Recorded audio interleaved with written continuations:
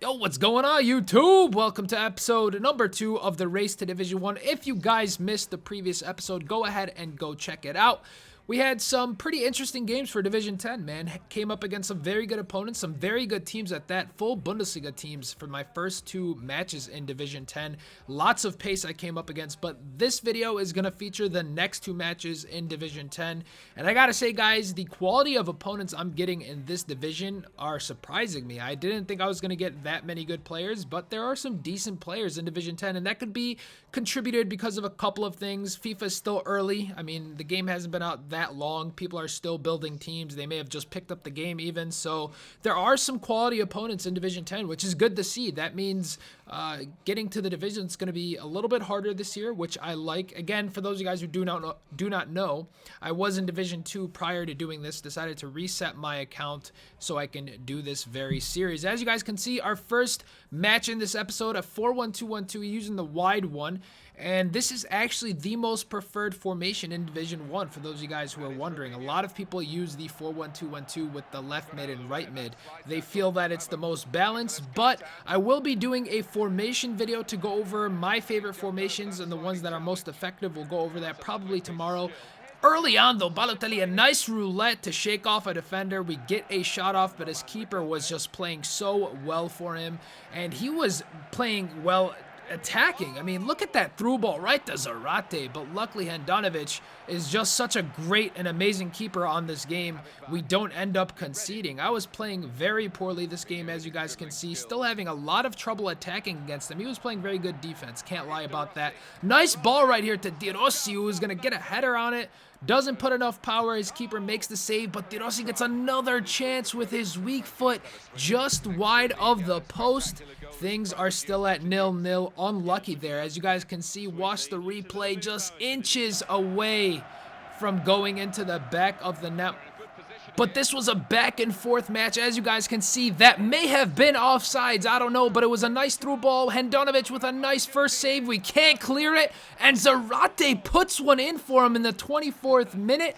He ends up getting the first goal of the match, and at this point, I was feeling very nervous. I was telling myself, no, this can't be. He has a not so great of a team, and I'm playing poorly. Am I going to really lose in Division 10? I was just in Division 2, and I was doing great. Am I really going to lose? But Robinho saves the day, ends up getting the equalizer shortly after he scores. Robinho, thank you, my friend. You've been playing so well for me. I appreciate all the work you're doing on the pitch. So luckily, things are 1-1. Shortly after my goal, though, some nice 1-2 passing leads Robinho perfectly again, and he chips it over the keeper, but it skies right over the crossbar.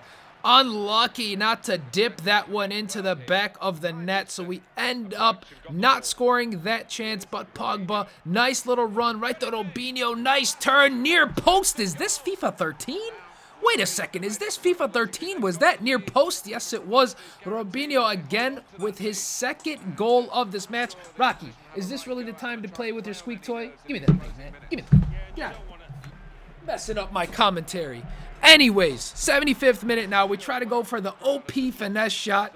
Doesn't work. His keeper makes the save there, luckily, because if that went in, I would have been upset at myself. But if that doesn't work, the OP cross will work. So we get the 77th minute cross, and it goes in, and we're up 3-1.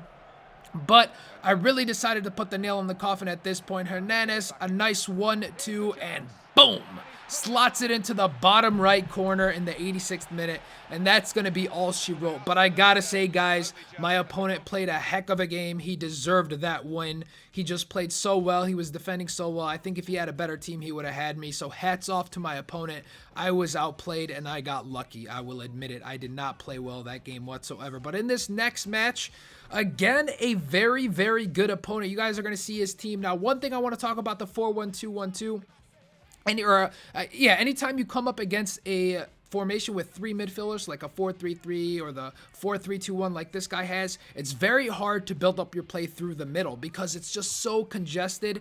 And this year, it's very hard in general to build up play through the middle of the pitch. So the 4-1-2-1-2 is weak in that sense, but he was playing great defense. He had a lot of pace up front in his 3 attackers, so he had me on the counterattack all day. Luckily here, we sneak up the wall, get that, and block it, and we are on the counter ourselves. Robinho right to Constant. No one to match him up. You guys can see he is gone, but I don't finesse it. I go with the power shot, one of the worst things I could have possibly done, and I end up not scoring that opportunity. But once again, he is on the break, and he's going to outpace Chiellini. Chiellini dragging him down. The ref says, hey, bro, that's a penalty. Don't be doing that in the box, and it was a penalty. And at this point, I was just so frustrated with myself. The second game in a row, not playing well. My opponents are playing great. They're defending very well, but the 4-1-2-1-2 is just so narrow, and you guys can see he puts that one in, and he goes up 1-0, 33 minutes in. That was the most action in the first half right there. But again, it looks like my opponent needs to score on me to wake me up, because right after he scores, Balotelli, what a move, what a finish, bottom left corner.